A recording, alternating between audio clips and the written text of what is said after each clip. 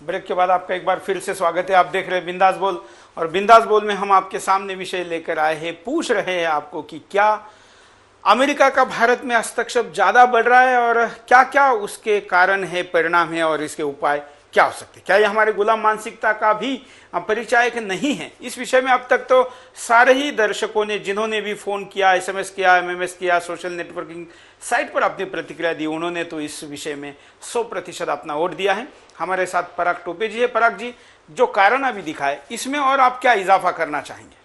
एक और भी इन्वेस्टिगेशन कर सकते हैं कि जो हमारे पॉलिटिशियंस हैं उनके जो बच्चे हैं वो जो वहाँ अमेरिका में सीखते हैं, नहीं तो उनका कुछ बिजनेस है, तो उसके क्या कुछ इन्फ्लुएंस है, कुछ कॉन्फ्लिक्ट ऑफ इंटरेस्ट है, उनको कोई स्पॉन्सरशिप दे रहा है। ये इसका इन्वेस्टिगेशन करके हमको जांच करना चाहिए कि कोई कॉन्फ्लिक्ट ऑफ इंटरेस्ट नहीं है। बिल्कुल, बहुत अच्छा मुद्दा है ये कि आप दर्शकों के लिए जानने के लिए मैं बताना चाहूंगा कि देश के कई नेताओं के बेटे या उनके भाई विदेश में पढ़ते हैं, कई की बेटियां विदेश में दी गई है। एक तो पढ़ते हैं यहाँ पर, या उनका वहां पर बहुत बड़ा बिजनेस है, व्यवसाय है, जिसको कि एक तरीके से भारत में इन्फ्लुएंस करने के लिए अमेरिका उपयोग में ला सकता है, लाता होगा। यह आरोप भी वैसे लोगों पर लगते रहे, लेकिन इस मुद्दे को अब यहाँ पर खुद पराग जी, जो कि यूएस में रहते हैं, बता रहे। पराग जी, साथ में मैं आपको पूछना चाहूंगा कि ये जो मानसिकता है अमेरिका में, अमेरिका की भी जो डोमिनेटिंग एक तरीके से, इसके उदाहरण आपको वहां रहते हुए क्या क्या दिखाई देते हैं? वो तो सारे जग में अमेरिका का इन्फ्लुएंस है। अगर आप इतिहास में देखें तो वर्ल्ड वॉर 2 के पहले से शुरुआत हुई थी और उसके बाद तो वियतनाम से लेके अफगानिस्तान तक और ईरान और इराक की तो हमें मालूम है। तो प्रश्न ये है कि हम इस इक्वेशन में कहाँ पे हैं, कि हमारी परिस्थिति, कि हम स्ट्रॉन्ग है कि हम उस इन्फ्लुएंस को हम रेजिस्ट कर सकते हैं। बिल्कुल। अब हम देखते हैं, यहाँ पर हम नजर डालते हैं परिणामों पर। ऐसा करने के क्या परिणाम होते हैं, होंगे?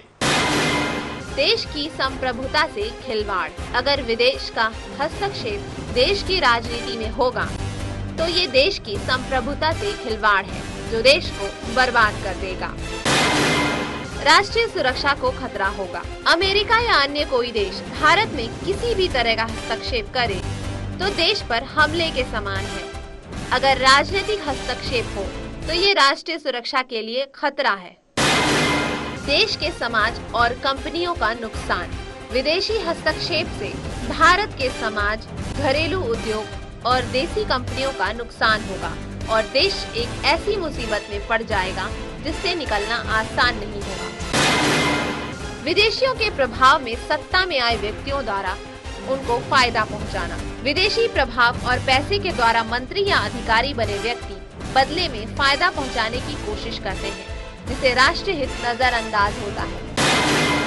समाज में अपने नेताओं के ऐसे कारनामे सुनकर कुंठा का भाव पैदा होगा।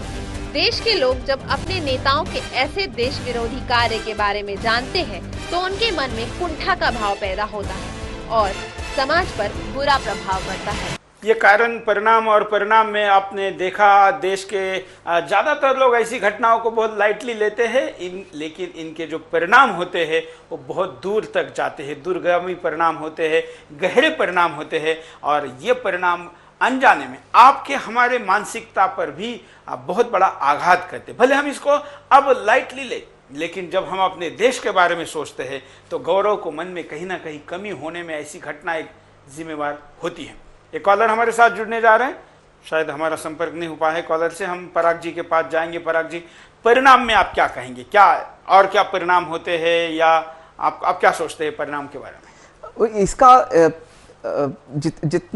जितनी हमारी पुरानी संस्कृति है, 5000 7000 साल पहले से हमारी जो संस्कृति बची आ रही है, जो हमने हमारे लीडर्स ने जिसको बचा कर रखा है, इसका शायद ऑक्शन हो सकता है, उसकी कमतरता हो सकती है। जो हमारी वैयक्तिक जो स्ट्रेंथ है, भारतीयता की जो स्ट्रेंथ है, उस पे वो जाने का खतरा हो सकता है।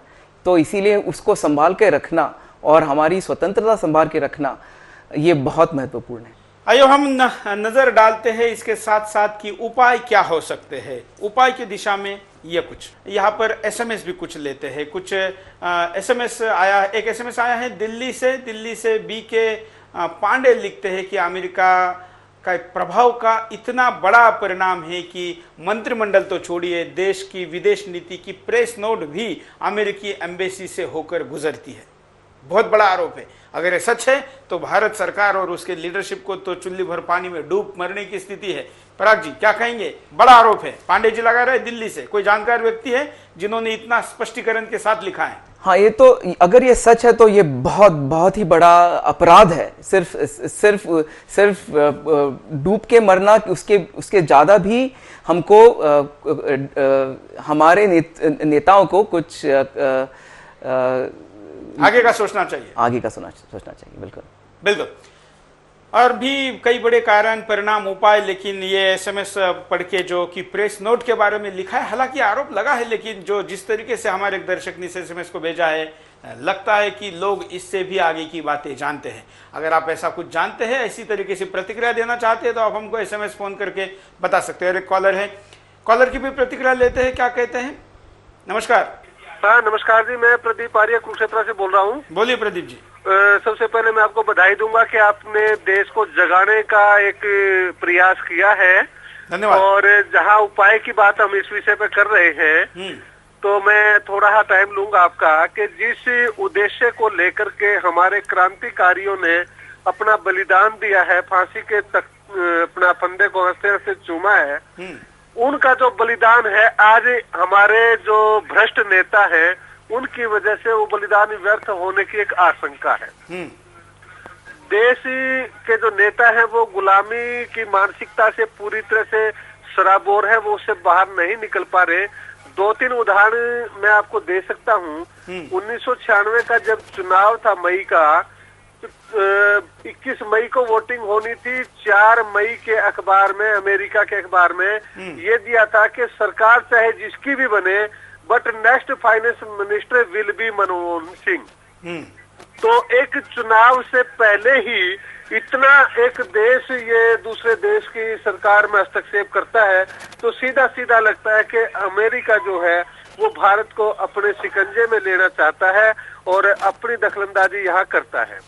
एक समय था कि एक व्यापार करने के लिए एक कंपनी इस देश में आई थी और इस देश को धीरे धीरे गुलाम कर लिया था। आज जिस प्रकार हस्तक्षेप चल रहा है और बहुराष्ट्रीय कंपनियों के माध्यम से घुसपैठ हो रही है, और जो हमारी अनेक टेलीविजन चैनलों के माध्यम से संस्कृत के ऊपर भी अपना आधिपत्य जमा लिया है, तो ये बहुत से ऐसे कारण हैं जिसकी वजह से आज ये देश पुनः गुलामी की ओर जा रहा है। ये बड़ा एक हमें लगता है। इससे बचने के लिए आप जैसे चैनल के माध्यम से ये प्रयास किया है कि देश की जनता को जगाया जाए और फिर से क्रांति जो इन नेताओं से इस देश की जनता को छुटकारा दिला सके और अपनी स्वतंत्रता को अपना बना करके रखे। दूसरा, इन नेताओं का जब ये शपथ लेते हैं तो उसमें गोपनीयता की शपथ लेते हैं और अखंडता की, संप्रभुता की शपथ लेते हैं, लेकिन ये शपथ लेने के बावजूद भी सबसे पहले उन्हीं शपथ का चकनाचूर करते हैं, नियमों को तोड़ते हैं। और मैं एक घटना जो आज भारत की सभी विदेशों में बन रही है, पिछले दिनों में सिंगापुर गया था, तो टैक्सी से मैं बैठ के जब कहीं जा रहे थे तो उससे मीटर के बारे में बातचीत कर रहे थे, तो टैक्सी ड्राइवर ने छूटते कहा कि आप इंडिया से आए हैं, ये सिंगापुर है, यहाँ ऐसा नहीं होता जैसे आपके इंडिया में होता है। तो हमारा सिर जो है शर्म से झुक गया कि आज यहाँ के भ्रष्ट नेताओं के करप्शन से पूरे देश की इमेज विदेश में कितनी धूमिल हो चुकी है। जनता जागेगी, आपके प्रयास सार्थक होंगे और तभी ये देश स्वतंत्र रह पाएगा, इतना मेरा कहना है। बिल्कुल, बहुत अच्छा, धन्यवाद। बहुत अच्छी, लंबी और अच्छी प्रतिक्रिया दी है। पराग जी, आप कुछ कहना चाहते हैं? हाँ, तो आपने, प्रदीप जी ने एक बहुत इंपॉर्टेंट मुद्दा छेड़ा। उन्होंने क्रांतिकारियों की बात की और उन्होंने कहा कि ये प्रश्न हम शायद पूछ सकते हैं कि अगर वो क्रांतिकारी अगर आज जिंदा होते तो वो क्या उपाय हमें सजेस्ट कर दे। क्या शिवाजी से अगर हम पूछे, क्या तात्या टोपे को पूछे या बाईजाबाई शिंदे को पूछे, तो वो हमें क्या बता सकते हैं? तो शायद हमारा इतिहास हमें कुछ बता सकता है।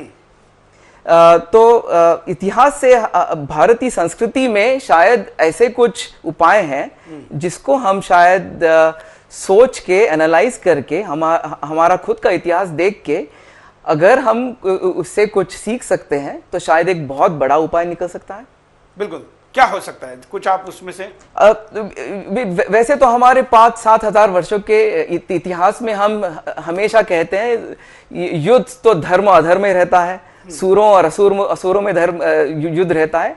अभी शायद ये जो चल रहा है शायद यही प्रॉब्लम है। लेकिन इसमें तो केवल असुर अपना काम कर रहे हैं। हाँ बिल्कुल, जो सज्जन शक्ति हो तो एक तरीके से झेल रही है। तो आपका कहने का मतलब है कि एक संघर्ष अनिवार्य है। एक संघर्ष अनिवार्य है। अगर हमको धर्म को वापस लाना है तो हमको जागकर असुरों को हराना पड़ेगा। बिल्कुल बिल्कुल, इतिहास हमको यही सीख देता है, ये सबसे बड़ा उपाय। लेकिन फिर भी कुछ और मुद्दों पर नजर डालेंगे कि क्या उपाय हो सकते हैं ऐसा न हो इसके लिए। ये कुछ उपाय आपके सामने आपने जो बताए। ऐसे विदेशी रिश्ते रखने वाले राजनेता के खिलाफ कार्रवाई। ऐसे विदेशी रिश्ते देश के लिए खतरनाक हैं और ऐसे नेता जो विदेशी रिश्ते रखते हैं उनके खिलाफ कार्रवाई करनी चाहिए, तभी हस्तक्षेप कम होगा। राजनयिकों के कामकाज को और पारदर्शी बनाया जाए। राजनयिकों के कामकाज को पारदर्शी बनाने से उनके सारे कार्यों का पता रहेगा और किसी भी प्रकार की हस्तक्षेप का पता चलते ही कार्रवाई हो सकेगी। शपथ लेते समय इस मुद्दे को भी जोड़ा जाए। शपथ लेते समय इस बात की भी शपथ ली जाए कि कोई भी मंत्री किसी विदेशी से ऐसे रिश्ते नहीं रखेगा और न ही उनका कोई हस्तक्षेप होने देगा। जिस पार्टी के विदेशों से ऐसे रिश्ते हैं उनकी मान्यता रद्द करना। जिस भी पार्टी के विदेश से ऐसे रिश्ते हैं उनकी मान्यता रद्द करके ये बता देना कि देश सबसे ऊपर है। उसके खिलाफ कोई भी कार्य करने पर सजा जरूर मिलेगी। जिस पार्टी के ऐसे रिश्ते सामने आते हैं उनके वोटर उन्हें वोट न दें। जिस पार्टी के विदेश से रिश्ते हैं और उनकी वजह से देश के मसलों में विदेशी हस्तक्षेप बढ़ रहा हो, उनके वोटर उन्हें वोट न करें। ऐसा प्रयास करने वाले दूतावासों को बंद किया जाए। देश के मंत्रिमंडल में मंत्रियों के चुनाव में हस्तक्षेप करने वाले देशों के दूतावासों को बंद कर दिया जाए ताकि आगे से ऐसा ना हो।